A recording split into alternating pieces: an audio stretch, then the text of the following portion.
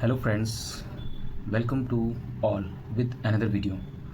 In this video, we will gonna discuss about the interim compensation scheme under section 143A and 148 of Negotiable Instrument Act 1881.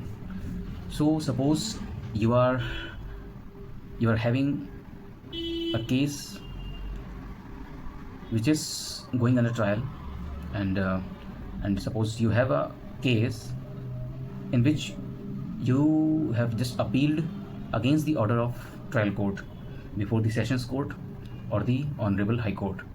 So the provisions with regard to trial under section 138 of NI Act 143A talks about the interim compensation.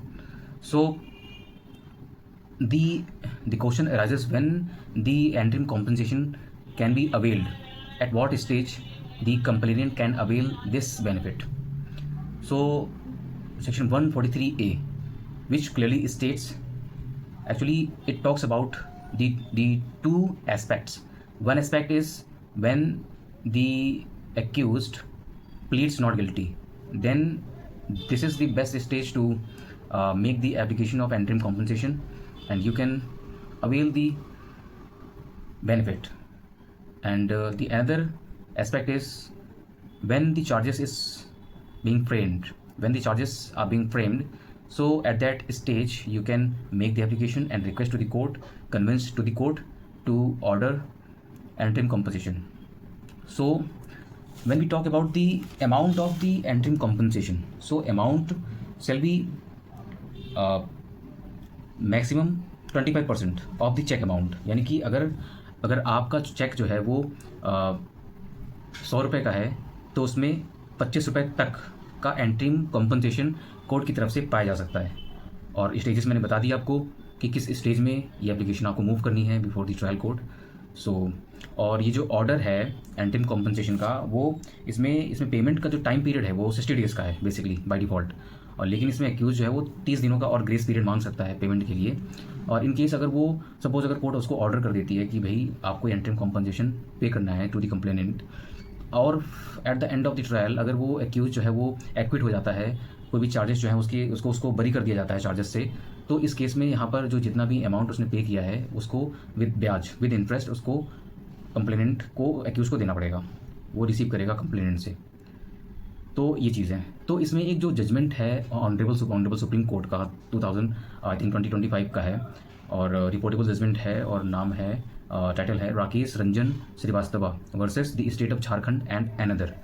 So in this judgment the honourable supreme court has issued and clarified and cleared the doubt what are the grounds and what are the reasons and what are the basis upon which the trial court has right to decide the application of interim compensation under section 143A. So the issue involved in this criminal appeal is whether the provision of subsection 1 of section 143A of the Negotiable Instrument Act, which provides for the grant of interim compensation, is directory or mandatory. So 143A में का जो provision subsection 1 है वो directory है या फिर वो directory है या फिर वो मैंडेटरी है, कि कोर्ट को ये कॉम्पनसेशन ऑर्डर अबाउट करना, मतलब ऑर्डर करना ही है कि नहीं करना है. So if it is held to be a directory provision, the question that arises is what are the factors to be considered while exercising the power under section 143A of NI Act. So in this judgment, Honorable Supreme Court decided and has given the various factors upon which the 143A application shall be decided. So while deciding the 143 application, the trial court has to observe various factors. The Honorable Supreme Court provided the 5 factors which should be observed by the trial court. So one of the factor is the court will have to prima facie evaluate the merits of the case made out by the complainant and the merits of the defense pleaded by the accused. In the reply to the application, the financial distress of the accused can also be considered. So इसमें जो complaint है उसमें जो actual में merits क्या है उसकी, suppose अगर उसमें मेरिट्स हैं, अगर वो केस फर्दर वो स्ट्रॉन्ग केस है, उसमें प्रॉपर तरीके से एविडेंसेस लगे हुए हैं, ओरिजिनल चेक लगा हुआ है, इनवाइस ओरिजिनल इनवाइस लगी हुई है, प्रॉपर जो एग्रीमेंट, अगर कोई एग्रीमेंट है, कोई बिजनेस ट्रांजेक्शन है, अगर उस तरह की चीज़ें डॉक्यूमेंट्स वगैरह लगी हुई हैं, और वो कुल मिलाकर के ये जितनी भी चीज़ें हैं, जो भी प्लीडिंग्स हैं, जो भी डॉक्यूमेंट्स हैं, वो कुल मिलाकर के इस्टेब्लिश कर रहे हैं कि एक्यूज ने ये ऑफेंस कमिट किया है अंडर सेक्शन 138।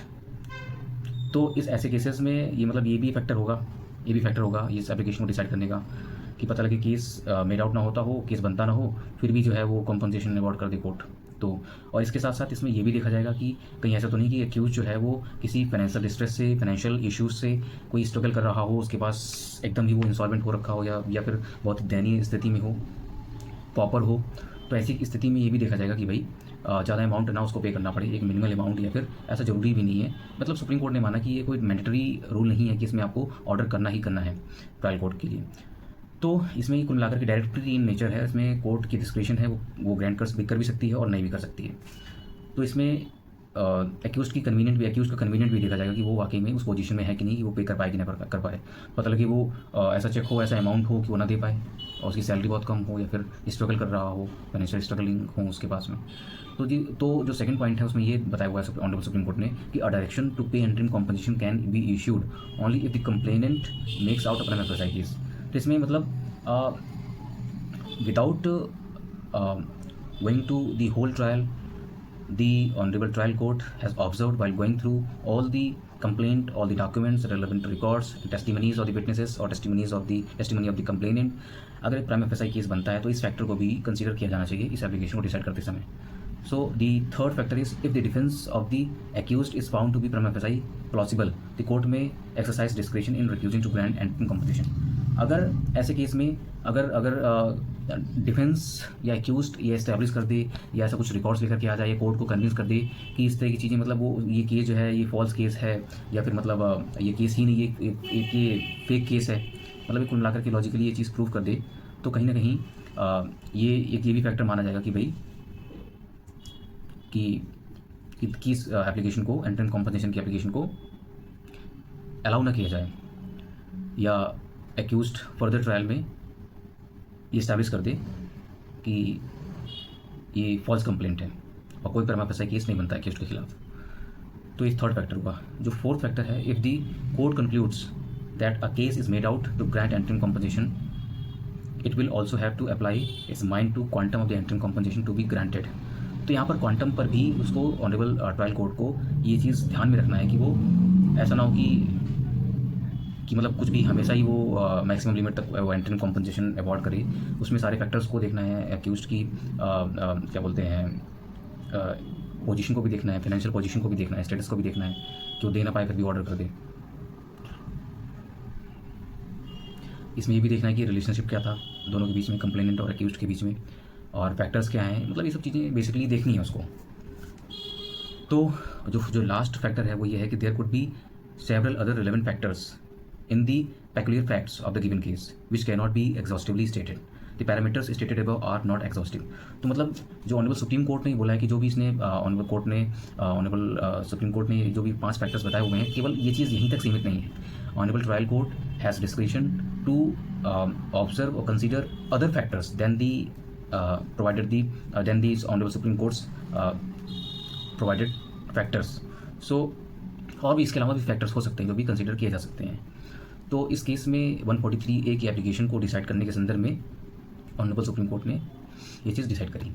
अब बात करते हैं कि अगर आपका केस जो है डिसाइड हो गया है और आप चेक बाउंस के मैटर में एक्यूज्ड हैं और आपने अपील फाइल करी हुई है, तो इसमें 148 में आपने अपील फाइल करी हुई है, उसमें आपने अपील फाइल करी हुई है, और अपील कोर्ट ने 148 के प्रोविज़न में एक एंट्रीम कॉम्पनसेशन के लिए बोला हुआ है। तो ये जो एंट्रीम कॉम्पनसेशन है वो जो ट्रायल कोर्ट में एंट्रीम कॉम्पनसेशन ऑर्डर पास हुआ था उसके अलावा होगा, ये कि मतलब वो नहीं समझा जाएगा, उसके अलावा होगा, इन एडिशन होगा, उसको अलग माना जाएगा।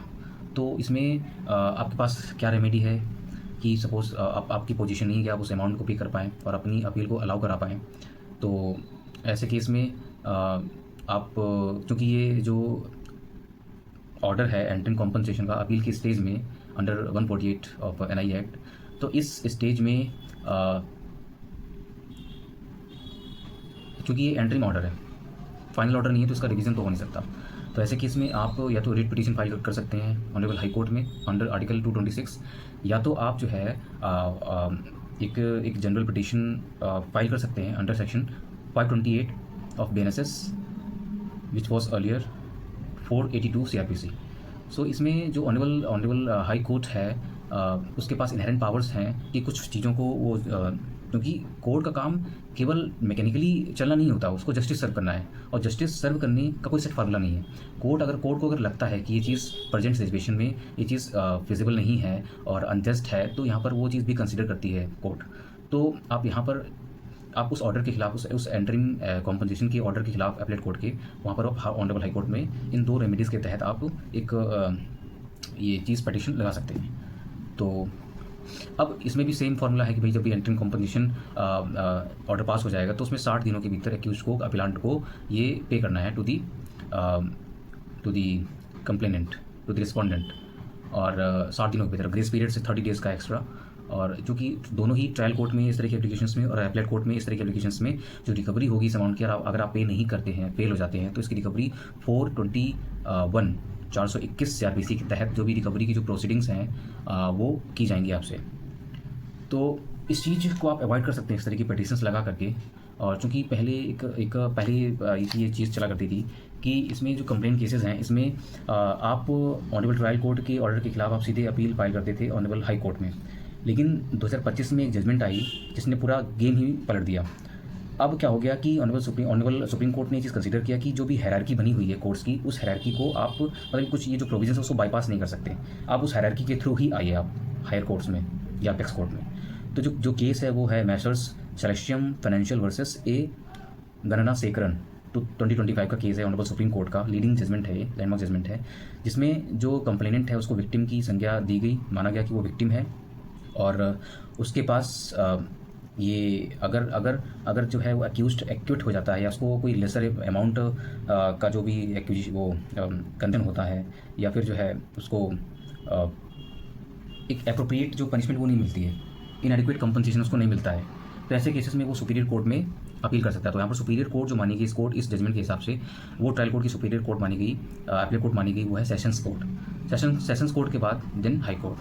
तो पहले डायरेक्ट हाई कोर्ट में ये केसेस चलते थे, लेकिन अब जो है सेशंस कोर्ट में ये केसेस जो फाइल किए जाते हैं, अपील फाइल की जाती है, और जितने भी मैटर पेंडिंग थे जो फाइल किए गए थे हाई कोर्ट्स के जुरिसडिक्शन में, तो उसमें हाई कोर्ट में फाइल किए गए, तो वो सारे के सारे केसेस जो है वो रिमांड बैक हो गए लोअर अपीलेट कोर्ट में, यानी कि सेशंस कोर्ट में।